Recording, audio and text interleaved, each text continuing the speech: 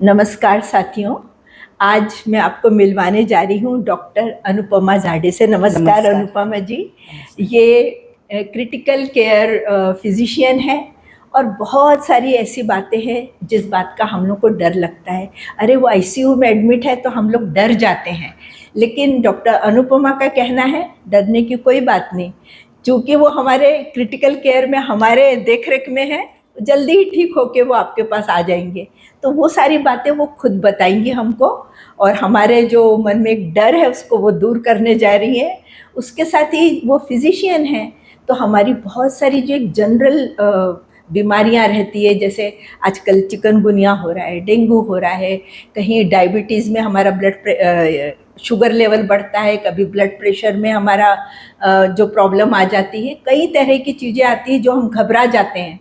लेकिन आज हमको डॉक्टर अनुपमा इन सब बातों के बारे में बहुत अच्छे से बताने जा रही हैं। लेकिन उसके पहले हम डॉक्टर अनुपमा जी आपसे रिक्वेस्ट करना चाहते हैं कि आप अपना एक छोटा सा परिचय हमारे दर्शकों को दीजिए। मैं डॉक्टर अनुपमा झाड़े, इंटेंसिव केयर फिजिशियन जी, यहाँ पे विवेका हॉस्पिटल से एसोसिएटेड हूँ। मेरा MBBS के बाद मैंने PG MD एनेस्थीसियोलॉजी किया है, जो मैंने टाटा मेमोरियल सेंटर से किया है। उसके बाद फिर मैंने ICU में फेलोशिप्स की है। अच्छा। So Indian society of critical care medicine का डिप्लोमा होल्डर हूँ मैं। जी जी। उसके बाद I was in England for 2 years, just before Covid times. तब मैंने वहाँ पे डेडिकेटेड ICU फेलोशिप की है। उसके बाद फिर मैंने European society of critical care medicine की भी एग्जाम दी है, तो मैं एडिक भी हूँ। सो बेसिकली ये 2-3 फेलोशिप्स ICU में करने के बाद I can say that critical care physician के रूप में मैं अच्छे से केयर प्रोवाइड कर सकूं, यही मेरा उद्देश्य है। नहीं बिल्कुल, यानी आपका यहाँ इतने अच्छे अच्छे अनुभव हैं, अच्छे अच्छे बड़े बड़े हॉस्पिटल्स के, और आज हमारे एक यहाँ के बड़े एक हॉस्पिटल में आप इतना अच्छी सेवा अपनी दे रही हैं। तो हमारी भी ऐसे कुछ क्या होता है कि अक्सर लोग ना डर जाते हैं, जैसे बताते हैं कि अरे वो ना उनको ऐसा हुआ, उनको ICU में डाल दिया, तो वो सुनते से लोगों को लगता मालूम नहीं अब क्या होगा। तो हम चाहते हैं कि आप हमको थोड़ा सा बताइए ICU है क्या। सो ICU या फिर इंटेंसिव केयर यूनिट जिसे हम कहते हैं जी, तो ये वो जगह है जो हॉस्पिटल में जहाँ पे maximum care can be provided to the patient. And very critically ill patient, जो कि बहुत ही गंभीर रूप से बीमार है, ऐसे पेशेंट को ICU में केयर प्रोवाइड की जाती है। सो बेसिकली ICU में केयर प्रोवाइड करना is not one persons job. यहाँ पे इंटेंसिव केयर पूरी टीम होती है। सो नर्सिंग टीम होती है, मल्टीपल डॉक्टर्स होते हैं, एंड ऑब्वियसली उनका लीडर जो क्रिटिकल केयर फिजिशियन या इंटेंसिविस्ट जिसको बोलते हैं, who takes decision for the patient, and then they combine provide a best possible care to the ICU patient. So ICU में जैसा किसी पेशेंट को वेंटिलेटर की जरूरत पड़ रही है, जिसका BP बहुत कम है या फिर बहुत ज्यादा है, या किसी को मेजर हार्ट प्रॉब्लम, हर तरह की प्रॉब्लम को वहाँ सॉल्व कर दिया जाता है। यानी हमको बाहर बैठ के घबराने की जरूरत नहीं है कि हमारे घर के लोग ICU में है और उनका क्या हो रहा है। यानी आपकी टीम पूरी उनकी केयर लेती, चाहे वो कोई भी प्रॉब्लम हो, हार्ट से रिलेटेड हो, किडनी से हो, या फिर कोई एकदम ट्रॉमा हो, कुछ भी हो, आप उसको देख लेते हैं। तो थोड़ा सा ये पूछना था कि जैसे जब हम अपने घर में हैं या कहीं ऐसी जगह पे है कि जहाँ किसी को ये कुछ गंभीर प्रॉब्लम आ गई है, अब आप तक हमको पहुँचना है, लेकिन उस बीच में हमने यानी उस पेशेंट को लाने के लिए क्या सावधानियाँ रखनी चाहिए आप तक आने के लिए। देखिए, सबसे पहले ICU में पहुंचने से पहले ये प्रॉब्लम रिकॉग्नाइज करना या प्रॉब्लम को आइडेंटिफाई करना बहुत जरूरी है कि प्रॉब्लम क्या है। अगर कोई बेहोश पड़ा, तो बेहोशी का कारण बहुत सारे हो सकते हैं। किसी का शुगर कम हो सकता है, किसी का मेजर हार्ट अटैक आ सकता है, किसी को फिट्स आ सकते हैं, हाँ, जिसको हाँ, सीजर्स या या एपिलेप्सी बीपी बोलते एकदम हैं, डाउन हो गया या तो किसी को सीवियर इन्फेक्शन के कारण बीपी कम हो सकता है। हाँ हाँ सो ये पेशेंट के ऊपर भी डिपेंड करता है। जैसे अगर कोई डायबिटिक पेशेंट है तो सबसे पहले अपना सस्पेशन होना चाहिए कि शायद शुगर कम हो गया, तो फिर उनको ग्लूकोज टैबलेट्स दे सकते हैं आप जी, और इमीडिएटली फिर हॉस्पिटल में ला सकते हैं। अगर किसी को पहले से कोई हार्ट की इश्यूज है या फिर कोई 60+ एज है, पहले बोल रहा था कि नहीं मुझे चेस्ट पेन है, तो in that case we can suspect कि मायोकार्डियल इन्फार्क्शन या हार्ट अटैक हो सकता है। तो ऐसे पेशेंट को इमीडिएटली हॉस्पिटल में लाना जरूरी है ना। तो ये सारे पेशेंट, पर मेरे को डॉक्टर, मेरे को एक ये पूछना है कि उनको तो हम हॉस्पिटल में लेकर आएंगे, उसके बाद आपकी केयर में तो सब कुछ ठीक हो जाएगा, लेकिन जब तक हम ला रहे हैं, तो ये मान लो हम घर में हैं और किसी ने एकदम बोला कि हार्ट में कुछ प्रॉब्लम हो रही है, तो जब तक हम हॉस्पिटल में, कहीं ऐसा ना हो कि रास्ते में कोई मैसिव अटैक आ जाए, तो ऐसे वक्त घर के लोग क्या केयर ले उनकी, यानी उनको कौन सी दवा तब तक के लिए दे जिससे आप तक हम सही सलामत पहुंच जाए। सो अगर कोई बोल रहा है कि चेस्ट में पेन हो रहा है, या छाती में हेवीनेस लग रहा है, या छाती में दर्द हो रहा है, तो ऐसे पेशेंट को सबसे पहले सस्पेक्ट कर सकते हैं कि हार्ट अटैक हो रहा है। तो ऐसे पेशेंट को डिस्प्रिन की 4 गोलियां आप दे सकते हैं, जिसको हम लोडिंग डोज बोलते हैं। एंटी प्लेटलेट्स, जो कि प्लेटलेट के एक्शन को थोड़ा कम कर देता है, और जो क्लॉट फॉर्मेशन का चांस रहता है वो उसको कम कर देता है। तो क्या रखना है? डिस्प्रिन की माउथ डिसॉल्विंग जो टैबलेट है। अच्छा, तो उसको क्या पानी में घोल के पिलाना? हाँ, वैसे भी कर सकते हैं, या फिर वो माउथ डिसॉल्विंग रहती है। अच्छा, जैसे अपनी पेपरमिंट की गोली रहती है, मुंह में डालने के बाद वो, अच्छा, मतलब मुंह में रख देना। हाँ, अच्छा, वैसा 4 डिस्प्रिन की गोली, अच्छा, 75 मिलीग्राम की जो आती है, अपन 4 गोली अगर दे देंगे उनको, तो जो कि प्रोग्रेशन है, मतलब देखो हार्ट अटैक तो आ चुका है, लेकिन उसको और ज्यादा सीवियर या गंभीर रूप में जाने से प्रोग्रेशन रोकने के लिए बिल्कुल हेल्प कर सकते हैं। तो ये जो, यानी ये हम लोग घर में रखना चाहिए, ये रखना चाहिए। यदि किसी के घर में हार्ट प्रॉब्लम है, तो कभी भी प्रॉब्लम हॉस्पिटल तक ले जाने तक वो उसको सावधानी के लिए रखना चाहिए, है ना? ऐसे आप बताना चाह रहे हैं। और कुछ मैंने कभी सुना था, कुछ सॉर्बिट्रेट वगैरह भी कुछ। हाँ, अगर कोई नॉन कार्डियक पेशेंट है, जिनको ऑलरेडी हार्ट के इश्यूज थे, टैबलेट्स चालू है, बट कभी कभी उनको बीच बीच में चेस्ट पेन होता रहता है, जो कि हो सकता है कि हार्ट अटैक ना हो, लेकिन सीवियर चेस्ट पेन हो सकता है, जिसको अंजाइना बोल सकते हैं, है ना? डॉक्टर बोलते हैं कि इनको अंजाइना है। तो ऐसे पेशेंट के लिए कभी कभी सॉर्बिट्रेट नाम की एक टैबलेट देते हैं, जो कि अंजाइना के सिम्टम्स 5 to 10 मिनट्स में कम कर देते हैं, तो पेशेंट को रिलीफ मिल जाती है। तो वो कहाँ, तो ये जीभ के नीचे रखनी रहती है वो गोली। जीभ के नीचे वो रख दिया और डिस्पेरिन भी दे दी, और उसको हॉस्पिटल तक लेकर आ जाना चाहिए। बाद में आप लोग उसकी केयर ले लेंगे। एग्जैक्टली, इस तरह से हॉस्पिटल में आने के बाद फिर उनका ईसीजी किया जाएगा। अगर चेस्ट में हार्ट रिलेटेड कुछ भी इश्यूज है, तो वो ईसीजी में आइडेंटिफाई हो जाएगा। और किसी को यदि कोई चोट लग जाती है, खून बह रहा है, और उसको आप तक अभी हम लेकर आ रहे हैं, तो हम उस समय उनको क्या करें उनके लिए? जैसा कोई मेजर एक्सीडेंट हो जाता है, किसी का हाथ कट गया है, या पैर में मेजर इंजुरी है, या कोई बोन फ्रैक्चर दिख रहा है कि हार्ट टेढ़ा हो गया है, पैर टेढ़ा हो गया, ऐसा, तो इन दैट केस सबसे पहले तो जहां से ब्लीडिंग हो रही है, उसके थोड़ा सा 2 या 3 सेंटीमीटर ऊपर अगर आप रुमाल से बांध दें, ताकि ब्लड जो बह रहा है उसके रोक लगाने को अगर कम कर सकते हैं, ब्लड बहना कम हो जाएगा, तो ही पेशेंट की जान बचेगी और पेशेंट हॉस्पिटल में पहुंच पाएगा। यानी वहां तक लाने तक उसको टाइट कपड़े से किसी से बांध देना चाहिए, और फिर हॉस्पिटल तक पहुंचना चाहिए जितना जल्दी हो सके उतना। या आप एम्बुलेंस को भी कॉल कर सकते हैं। तो in that case cardiac ambulance रहती है। कार्डियक एम्बुलेंस में मल्टीपल इक्विपमेंट्स अवेलेबल रहते हैं। अच्छा, it also comes with the form of doctor. Doctor भी रहता है, तो इमीडिएटली अगर ऐसे सिनेरियो में कहीं पे मेजर कैजुअलिटी हुई है, एक्सीडेंट हुआ है, ताकि पेशेंट को आप उठा के कार में बिठा के नहीं ले जा सकते, वैसे केस में एम्बुलेंस को बुलाया जा सकता है, ताकि बेसिक रिससिटेशन है, जैसे ब्लड प्रेशर इमीडिएटली कम हो गया है, खून के प्रभाव, मतलब खून बहने के प्रभाव के कारण, तो in that case immediately treatment वहीं पे चालू हो जाता है जहाँ पे डॉक्टर अवेलेबल। करेक्ट। तो यानी डॉक्टर, जैसे एम्बुलेंस वगैरह के नंबर लोगों ने रखना चाहिए अपने पास, है ना? तो जैसे इन केस कुछ भी प्रॉब्लम आई तो वो फोन करके बुला सके, तो ये भी एक मतलब सावधानी है लोगों के लिए। जी। अच्छा, मैं ये पूछना चाहूँगी डॉक्टर कि जैसे कभी कभी किसी को ब्लड प्रेशर कम हो जाता है या ज़्यादा हो जाता है, तो वो लोग क्या करें? मतलब उनको किस तरह से दवाएं लेते रहना चाहिए रेगुलर, थोड़ा ये बताइए।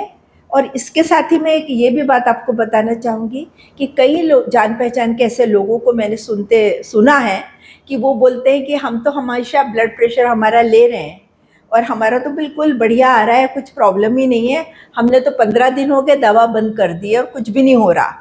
तो ये यहाँ तक कि थायराइड के लिए भी मैंने सुना है कि लोग उसमें भी दवाएं बंद कर देते हैं।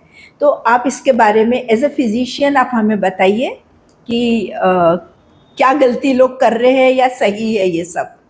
देखिए कैसा रहता है, हाइपरटेंशन जो कि बीपी की प्रॉब्लम है, डायबिटीज है, थायराइड की कोई बीमारी है, या फिर और कोई लाइफस्टाइल रिलेटेड डिसीजेस आप ले लीजिए, ये एक बार अगर डायग्नोज हो गई है हॉस्पिटल में या डॉक्टर के पास, तो डॉक्टर आपको जो टैबलेट्स प्रिस्क्राइब करते हैं, जो मेडिसिन प्रिस्क्राइब करते हैं, वो आपको रूटीन बेसिस पे लाइफ लॉन्ग लेना जरूरी पड़ सकता है। अच्छा, ऐसे बहुत ही माइनर केसेस होते हैं या फिर बहुत ही नंबर में कम ऐसे केसेस होते हैं जिसको बोल सकते हैं कि नहीं, इनका ब्लड प्रेशर था और प्रॉब्लम अभी रिवर्स हो गई, डायबिटीज था लेकिन रिवर्स हो गई।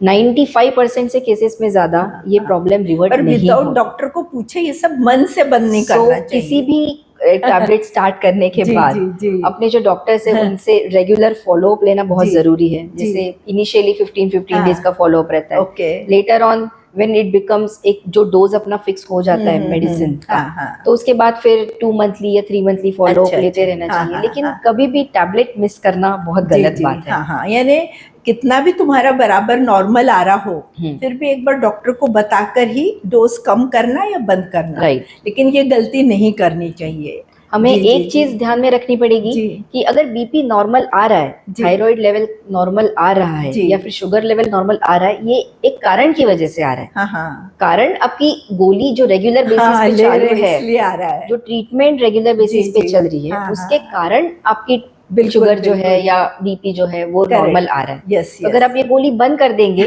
तो कुछ समय बाद कुछ अनकंट्रोल तो हो सकता है ना, खुद को कहीं गिर सकते हैं, यानी चक्कर खा के, जैसे एकदम बीपी डाउन हो गया तो कहीं चक्कर आ जाए, यानी शुगर बहुत बढ़ सकता है, जिसकी वजह से और कॉम्प्लिकेशंस हो सकती है। और जैसे कि थायराइड का तो ऐसा ही है, एंडोक्राइन प्रॉब्लम है, और एंडोक्राइन का तो एक बार बंद हो गया तो फिर से सिक्रीशन नहीं होता।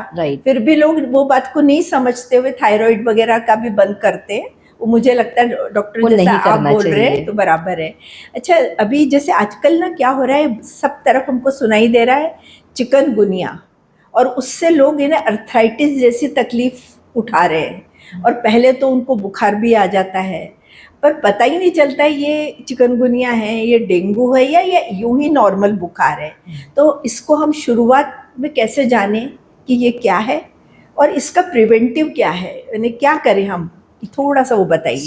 डेंगू या चिकनगुनिया, ये इन्फेक्शन आज पहले मतलब कम से कम ये सीजन में, जो रेनी सीजन स्टार्ट होता है उसके बाद विंटर तक, नवंबर दिसंबर तक, ये ट्रॉपिकल कंट्रीज में लाइक इंडिया हो गया या एशिया की जो कंट्री है जहाँ पे हॉट एंड ह्यूमिड एनवायरनमेंट है, यहाँ पे काफी पाया जाता है।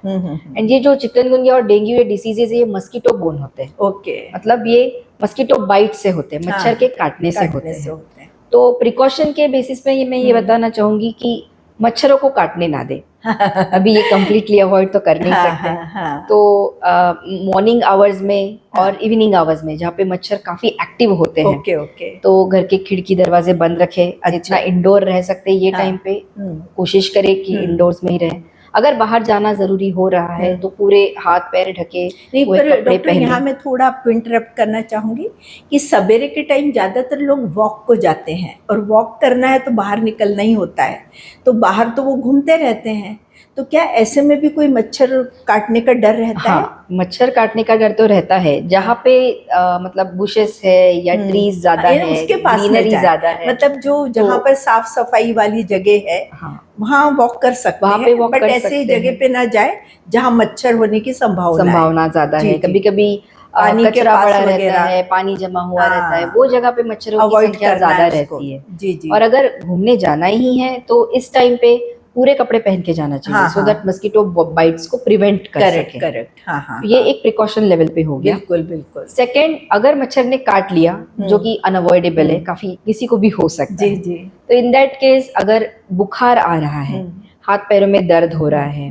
सर में दर्द हो रहा है, या फिर आंखें लाल हो गई है, अच्छा नहीं लग रहा है, इन that case at the earliest doctor को विजिट करना चाहिए, क्योंकि डेंगू और चिकनगुनिया इनिशियल 4 to 5 डेज में सिमिलर सिम्टम्स रहते हैं। मतलब वही सर दुखेगा, बुखार आएगा 102 103 तक, हाथ पैर दर्द करेंगे, रैशेस आ सकते हैं, डेंगू में भी आ सकते हैं, चिकनगुनिया में भी आ सकते हैं। तो इसके लिए इनिशियल पीरियड में डॉक्टर को विजिट करना और ब्लड के टेस्ट जो है जिसको डिफरेंशिएट कर सके डेंगू है चिकनगुनिया है। तो ये जो ब्लड टेस्ट कराते हैं स्टार्टिंग में, कईयों का मैंने देखा है, कुछ लोगों का ऐसा हुआ है कि जब पहले टेस्ट कराया तो वो बोले नहीं चिकनगुनिया नहीं है, लेकिन सारे उनके जो सिम्टम्स वही आते जा रहे हैं।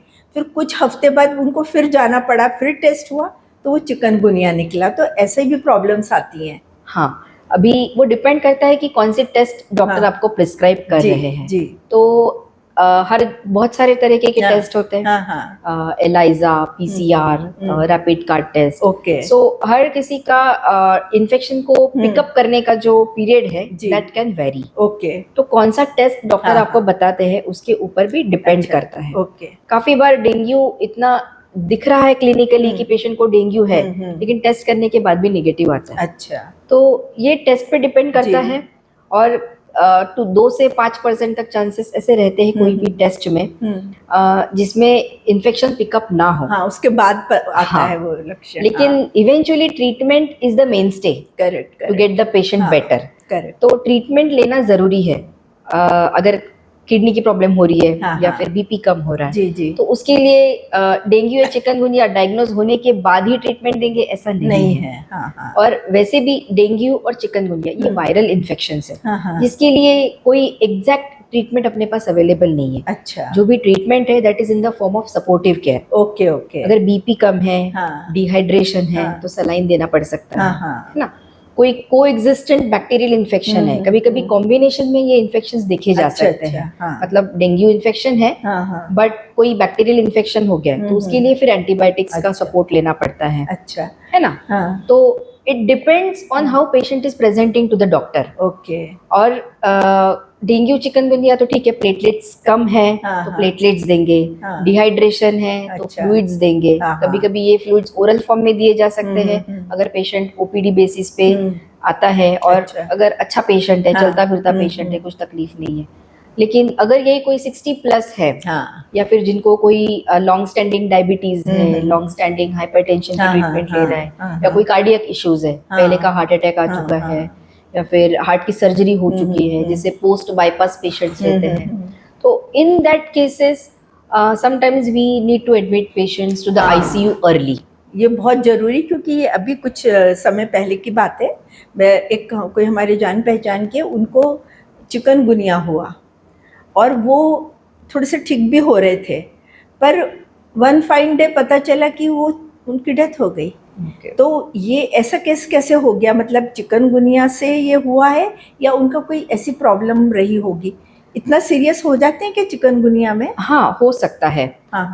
तो जैसे इन्फेक्शन होता है तो उनका एक अक्यूट फेज होता है, जैसे पहले 7 से 10 दिन का, जहाँ पे इन्फेक्शन की वजह से प्रॉब्लम होती है। राइट। और जो पहली फेज अगर निकल गई तो सेकेंड वीक से ऑनवर्ड्स, सेकेंड वीक ऑनवर्ड्स या थर्ड वीक, कभी कभी प्रीवियस अगर कोई हार्ट इश्यूज है, किडनी प्रॉब्लम्स है, तो ये प्रॉब्लम एग्रेवेट हो सकती है। इसमें कॉम्प्लिकेशंस हो सकती है या फिर इन्फेक्शन हो सकता है। तो वो इन्फेक्शन की वजह से multi organ involvement is also commonly seen. ऐसे कुछ हुआ होगा।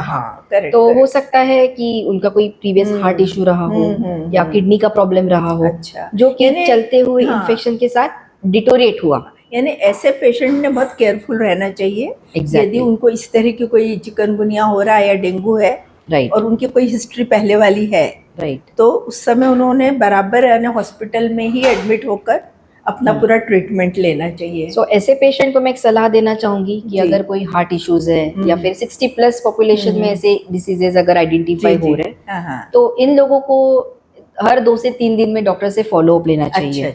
ताकि अगर कुछ रेड फ्लैग साइन जिसको बोलते हैं कि बीपी कम हुआ है ना, या फिर रैशेस बढ़ रही है, या फिर और भी कोई प्रॉब्लम हो सकती है जो कि अर्ली पिकअप हो जाए, इसकी वजह से हाँ, जल्दी इलाज हो तो पेशेंट का आउटकम या पेशेंट जल्दी ठीक हो जाए। हाँ, हाँ, जितना ज्यादा डिले होगा प्रॉब्लम आइडेंटिफाई करने में, उतना ज्यादा डिफिकल्ट हो सकता है प्रॉब्लम को ठीक करने में। हाँ, तो ये जो पर मेरे को थोड़ा ये समझ में नहीं आता कि डेंगू और चिकनगुनिया में फर्क क्या है? सो दोनों ही मस्किटो से है? दोनों ही मस्किटो बोर्न हाँ, इन्फेक्शंस है। या वायरस अलग अलग है, चिकनगुनिया अच्छा, वायरस ओके और ओके, तो दूसरा अलग डेंगू अलग के लिए फ्लेवी वायरस रहता हाँ, है। हाँ, सो दोनों एक ही टाइप के मच्छरों से ट्रांसमिट होते हैं। ओके, जैसे एडिस इजिप्टाई हाँ, हो गया और एडिस एल्बोपिक्टस हो गया, ये अच्छा, दोनों मस्किटोज है हाँ, जो कि ये हाँ, ट्रांसमिशन कर सकते कर हैं। सकते हैं, हाँ, हाँ, तो जरूरी नहीं है कि सेम मच्छर बहुत लोगों को इन्फेक्ट करेगा। करेक्ट, मच्छर अगर इन्फेक्टेड रहेगा हाँ, हाँ, और वही अगर 4 लोगों को काटेगा तो 4 लोगों को इन्फेक्शन हो अच्छा, सकता तो है। ये भी बताइए आप कि कई बार चिकनगुनिया के जो पेशेंट हैं तो उनके पास उन्होंने अलग रहना चाहिए कमरे में, या उनके पास लोग जाए नहीं, इन्फेक्शन आ सकता है, ऐसा कुछ है? ऐसा कुछ नहीं है। अच्छा, ये मस्कीटो बोर्न इन्फेक्शन है जो कि हाँ, मस्कीटो बाइट की वजह से और हाँ, वायरस ट्रांसमिशन की यानी वजह उनके से हो पास सकता है। पेशेंट के पास जाने से कोई दिक्कत नहीं है। मतलब अगर उनकी केयर करना है या फिर उनको खाना देना हाँ, है, हाँ, उनकी हाँ, नहलाना है, ये जी, सब जी, चीजें आराम से कर सकते हैं आप। ओके, बट ये प्रिकॉशन लेना चाहिए कि अगर सेम हाउस होल्ड या सेम हाँ, एरिया में आप भी रह रहे जी, हैं जी, जी, तो वहां के मस्कीटोज मच्छर आपको बाइट ना करे। करेक्ट, तो करेक्ट, उसके लिए जो प्रिकॉशंस है, जैसे हाँ, मस्कीटो जी, रिपेलेंट्स हो जी, गया या हाँ, पूरे कपड़े पहनना हो गया, हाँ, हाँ, हाँ, ये सब प्रिकॉशंस आप अच्छा, ले इसमें सकते कुछ हैं। खाने पीने का भी कुछ ख्याल करना पड़ता है?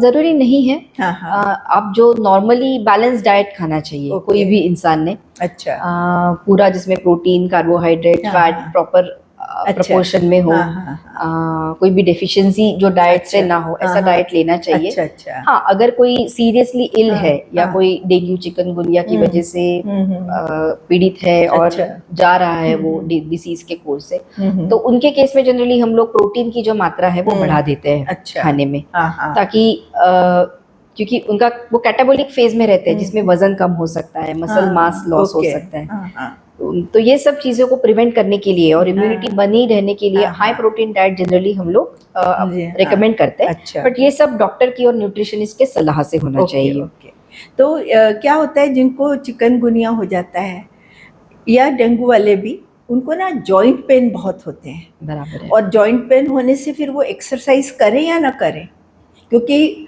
अर्थराइटिस की प्रॉब्लम ही समझ लीजिए कि अर्थराइटिस ही हो जाता है, पर ये टेम्पररी है या हमेशा के लिए हो जाता है?